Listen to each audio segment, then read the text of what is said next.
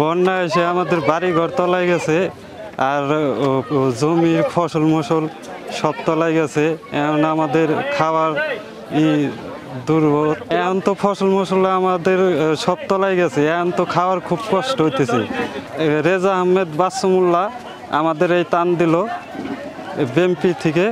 বন্যায় আমাদের এলাকা ডুবে গেছে, বিএমপি তরফে থেকে বাচ্চুমুল্লাহ আমাদের কিছু রিলিফ বিতরণ করলো, এইটা পেয়ে আমরা খুশি। আমাদের যথেষ্ট পরিমাণ উপকার হলো। আমরা খুব গরিব, এখানে খুব বন্যা হয়ে গেছে, এখানে চলাফেরা খুব অসুবিধা এবং রান্নাবান্না খুব অসুবিধা, তারা সাহায্য দিয়েছে। দৌলতপুর থানার অন্তর্গত ৬ নম্বর ইউনিয়ন বিএনপির আয়োজনে দৌলতপুর থানার সিংহপুরুষ হ্যামিলিয়নের বংশবাদক দৌলতপুর বিএনপির সভাপতি জনাব রেজা আহমেদ বাচ্চুমুল্লাহর অর্থায়নে তার নিজ উদ্যোগে দৌলতপুর বিএনপির সহযোগিতায় আজকে ৬ নম্বর ইউনিয়ন চিলমারির বন্যাভাসী মানুষের জন্য ত্রাণ বিতরণের উদ্দেশ্যে দৌলতপুর থানা বিএনপির সহ যুবদল, ছাত্রদল, স্বেচ্ছাসেবক দল, কৃষক দল সবাই মিলেই আমরা ত্রাণ বিতরণের জন্য চিলমারি ইউনিয়নে বাংলা বাজারে এখন অবস্থান করছি।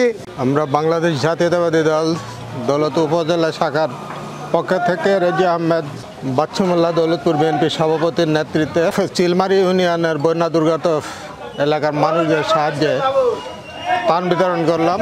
আমরা চিলমারিতে আজকে 1021 ব্যাগ ত্রাণ বিতরণ করেছি। আগামী রাষ্ট্রনায়ক দেশনায়ক জনাব তারেক রহমানের নির্দেশে দৌলতপুর উপজেলা বিএনপির সভাপতি বাচ্চুমুল্লাহর নেতৃত্বে আজকে প্রায় 1100 পরিবারকে ত্রাণ সামগ্রী পৌঁছে দেওয়া হয়েছে।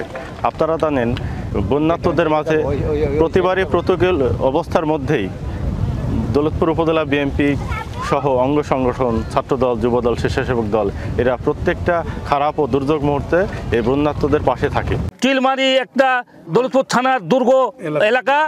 এই এলাকার নেতা কর্মী এবং শ্রমিক ভাইদের এবং সুশীল সমাজের সাথে আমরা সব সময় এই বিএনপি আছে। বিএনপি একটা গণতান্ত্রিক দল এবং আমরা সব সময় থাকবো এবং আছি। আমরা মেইন প্রতিশ্রুতি হচ্ছে চিলমারি হচ্ছে কুষ্টিয়া জেলার দৌলতপুর থানার সর্বপশ্চিমের থানা। এটা একটা যোগাযোগ বিচ্ছিন্ন ইউনিয়ন। এরা বাগা থানার পাশে বাস করে, যেটা রাজশাহী জেলা। এরা দৌলতপুর থেকে একটি বিচ্ছিন্ন থানা ইউনিয়ন। আগামীতে যদি বিএনপি ক্ষমতা আসে, আল্লাহ যদি আমাকে তৌফিক দান করে, এদের রাস্তা এবং একটি ব্রিজের অত্যন্ত প্রয়োজন।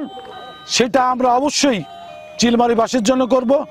আর চিলমারির রামকৃষ্ণপুরের ছেলেমেয়ের লেখাপড়ার জন্য খুবই কষ্ট, তারা পায়ে হেঁটে দৌলতপুর বা মোত্তাপুর বা বাঘায় যে তারা লজিং থেকে লেখাপড়া করে।